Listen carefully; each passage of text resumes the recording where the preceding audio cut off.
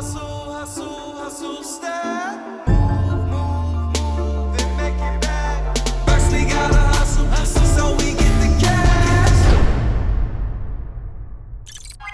is day 3, actually. I had to go get some more wood.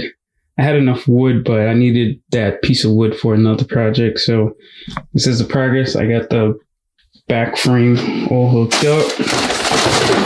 And I also demoed whatever was holding on to the shelves here as well. I got rid of that.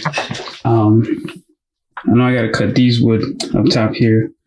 So I'm going to do that. Next is to cut those pieces of wood and try to get the ceiling framed up and the sides as well. Pretty much everything else. Now I'll be back. So I'll see you guys in a bit.